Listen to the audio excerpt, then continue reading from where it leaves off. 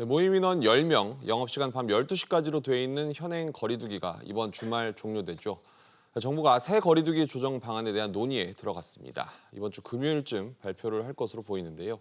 실외 마스크 해제 등 사실상 전면적인 해제 수준의 내용이 포함될지 눈길을 끌고 있습니다. 임종윤 기자와 자세히 알아봅니다. 지금 거리두기도 사실상 마지막이다라는 그렇습니다. 얘기도 나오고 있는데 다음 주부터는 어떻게 바뀔까요? 그래서 정부가 오늘 내놓은 그 워딩, 그러니까 표현을 좀 면밀하게 좀 살펴볼 필요가 있을 것 같습니다. 네. 오늘 나온 얘기를 말씀을 그대로 드리면 거리두기 전반 조정 논의 이런 표현이 오늘 나왔습니다. 그러니까 그동안에 거리두기 조정이라는 표현은 뭐 시청자분께서 여러 번 들으셔서 조정이다 이렇게 생각하실 텐데 그런 표현을 계속 써오다 이번에는 여기에 전반이라는 표현이 좀 새로 들어간 그 모습인데요. 네. 이를 두고 이번 주 금요일 날 발표될 거리두기 방안이 단순히 인원을 뭐 더 늘리고 또 영업 시간을 뭐 더 연장하고 뭐 이런 차원보다 더 확대된 다시 말씀드려서 전면적인 해제 차원의 방안이 담기지 않겠냐 이런 해석이 나오고 있습니다. 이런 해석이 나오고 있는 배경에는 또 하나가 있는 게요. 네. 정부가 이제 같은 날 이제 금요일 날 이제 오전이 될 것 같긴 합니다만 이날 포스트 오미크론 계획 다시 말씀드리면서 오미크론 이후의 의료 체계를 그동안의 방역 중심에서 일상 중심으로 전하는 내용이 함께 발표된다는 것도 그런 어떤 해석에 무게를 심어주고 있는 대목입니다. 말씀하신 대로 전면적인 방역 조치 해제라면 어느 정도 수준을 예상할 수 있을까요?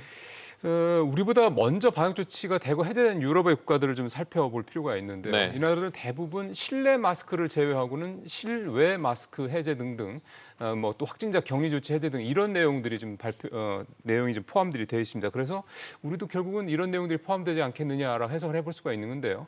아직 확진자가 계속 나오고 있는 상황이다 보니 실내외 모두 마스크를 전면 해제하기는 현실적으로 어렵다. 그러면 우선 실외 마스크부터 해제할 것이다. 이런 해석이 좀 나오고 있습니다. 네.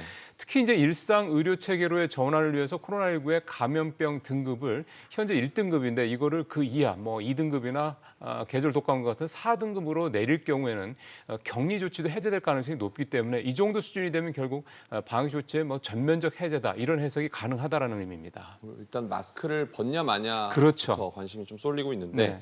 또 이런 가운데 오늘부터는 각 보건소 선별진료소에서 행해졌던 신속항원 검사 중단된다고 하죠. 말씀하신 흐름과 맞닿아 있는 거죠. 그렇게 보시는 게 맞다고 생각이 되는데요.